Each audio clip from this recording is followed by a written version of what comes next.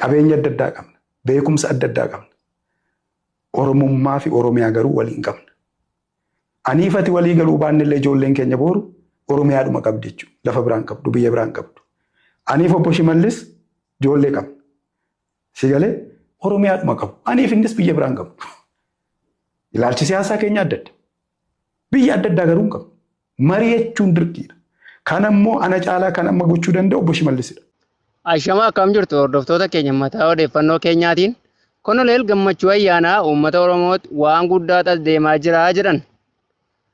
Qaama seerummaa isaa akkaataa waliigaltee Piriitooriyaatiin bakkatti deebisuun hundaaf gaarii ta'uu dubbii himaan Abbuut ibsa baase. KFO'n hooggansi isaa obbo Alii Abdallaa seeraan ala jalaa hidhamuu ilaalchisee ibsa baaseen akka gadi dhiifamu gaafate.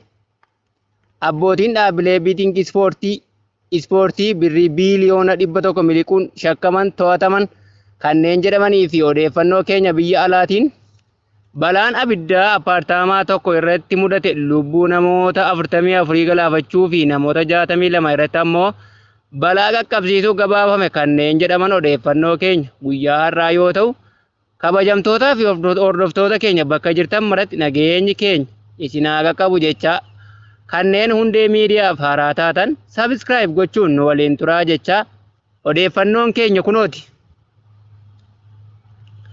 Koloneel Gammachuu Ayyaanaa uummata Oromootti waan guddaa as deemaa jira jedhan.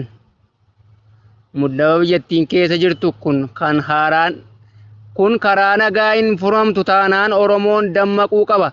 Durumaa jalqabee Itoophiyaan impaayeristiidha. Namootatu wal jijjiire malee kufaatii dargii irraa kaasee mootummaan federaalizimii hin hundoofne maqaadha malee jedhan. Mootummaan uummataan filame hin jiru wal jijjiirraa namaatiin as geenyee jedhan hayyuun Oromoo Koloneel Gammachuu Ayyaanaa.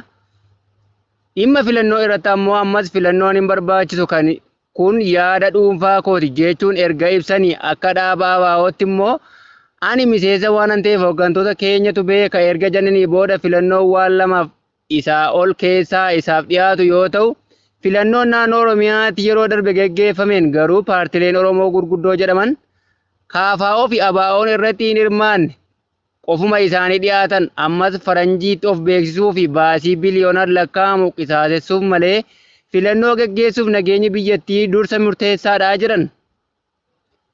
Nageenya amansiisaa naannoo Amaaraa fi Oromiyaa akkasumas naannoo Tigraayitti amma gareen Abbuut hidhannoo mootummaa waliin walgitu hidhatee labsii fi filannoo keessaa haqameef ibsa dirqamaa filannoo irratti hirmaachuu baasaa jiru jedhe.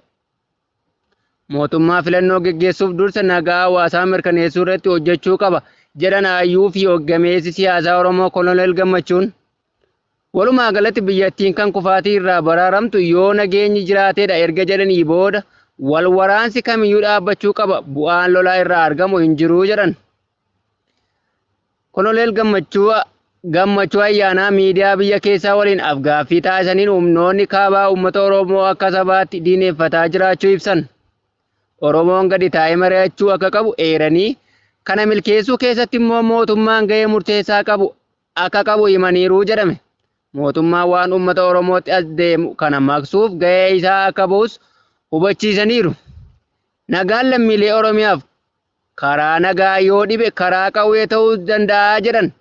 Qawween filannoodhumaa gaafa balbali nagaa itti cufamu cunqurfamtoonni akka furtuutti itti fayyadamu waan oolu mitii jedhan. Qaama seerummaa isaa akkaataa waliigaltee Piriitooriyaatiin bakkatti deebisuu hundaaf gaarii ta'uu gareen Abbuut beeksise. Addi bilisa baasaa uummata Tigraay yookiin Abbuut filannoo biyyaalessaa otoo hin geenye qaamni seerummaa isaa bakkatti akka deebifamu gaafate. Obbo Mikaa'el Asagdoom dubbii himaan Abbuut mootummaan federaalaa waliigaltee Piriitooriyaa kabajuun qaama seerummaa dhaabbatichaa bakkatti deebisuu qabaa jedhan. Abbuut kan mallattoo kana mallatteesse qaama waan idil addunyaa beekamtii kenneef seeraan ala beekamtii seera qabu irraa mulqame jechuun falme. Beekamtii qaama seerummaa bakkatti deebisuun qaama maraaf kan fayyadu kan kanaa achii garuu waan fudhatama hin qabnedha jedhan. KFO'n hooggansi isaa obbo Alii Abdallaa seeraan ala jalaa hidhamuu ilaalchisee ibsa baasuun akka hiikaman gaafate. Sadaasa 28/2025 Koongireesiin Federaalaa Oromoo yookiin KFO'n hooggana isaa obbo Alii Abdallaa seeraan qaama mootummaatiin hidhamuu hordofee ibsa baase mootummaan Itoophiyaa Koomishinii Mirga Namoomaa Itoophiyaa boordii filannoo biyyaalessaa fi hawaasa addunyaatiif waamicha ariifachiisaa taasisuun hooggansi isaa kun akka hiikamu cimsee gaafate. Akka KFO'n ibsetti obbo Aliin tajaajila uummataa fi hooggana olaanaa KFO ta'uun aanaa Kombolchaa fi godina Harargee Bahaatti tajaajilaa akka turan yoo ta'u onkololeessa 23/2018 irraa eegalee seeraan ala qabamuun hidhaa jiraachuu ibse. Obbo Aliin nama nagaa fi ogeessa akkaawuntiidhaan eebbifamee yoo ta'an ilaalcha siyaasaa isaa qofaaf dararaan irra gahaa turuu KFO'n ibsa isaan yaadachiiseera. Paartileen miseensa isaa hidhaman jedhes yeroo ammaa kana kaambii waraanaa keessatti hidhamanii akka jiru ifoomseera. Kanaanis hooggansi isaa kunis sa'aatii 48 keessatti manni murtii ittiin dhiyaanne mirgi heeraan eegamee fi hin kabajamne jedhe. Himanni seeraa irratti baname tokkoyyuu akka hin jirre buufata poolisii odoo hin taane kaambii waraanaa keessatti hidhamuun mirgi abukaatoo fi maatii dubbisuu akka dhabe ibsuun akkasumas dararaa cimaa irra ga'u paartichi madda qabatamaa irraa argadheeraa jechuun himeera. Dabalataanis hooggansi paartii KFO kun hidhaman obbo Aliin yakka hojjetaniif odoo hin taane sababa ilaalcha siyaasaa qofaan yakkamaa ta'uun mana hidhaatti dararamaa jiraachuun paartiin Koongiraasii Federaalaa Oromoo beeksiseera. Akkasumas lammiileen biyyaa osoo yakka hin qabaatin karaa seeraan alaa ta'een qabanii kaambii waraanaatti dararuun sarbama mirga namoomaa fi cabsa heera mootummaati jechuun paartichi himateera. Xumura irratti paartichi hoogganaa isaan dura hidhamee fi mootummaan hatattamaan akka hiiku gaafachuun Koomishiniin Mirga Namoomaa Itoophiyaa haala hidhama kanaas hordofuun dararaa isaan irra gahaa jiru akka qulqulleessu akkasumas qaamoleen gocha kana raawwatan itti gaafatama seeraa akka fudhatan gaafateera jedhe. Boordiin filannoo biyyaalessaa paartileen morkattootaa miseensonni isaanii odoo hidhamanii fi dararamanii hojii siyaasaa hojjechuu waan hin dandeenyeef boordichi dirree siyaasaa akka eegsisu cimsee kan gaafateef KFO'n hawaasa addunyaaf dhaabbilee idil-addunyaa akkasumas dippiloomaatonni dhiibbaa barbaachisu ta'e akka godhu waamicha godheefii jira. Waraanni bilisummaa Oromoo sadaasa 27 waaree booda Shawaa Lixaa Aanaa Sayyoo ganda Manzee keessatti raayyaa ittisa biyyaa sakatta'insaa bobbaate irratti tarkaanfii fudhachuun 2 battalatti ajjeesuun 1 madoon adabeeraa jedhe.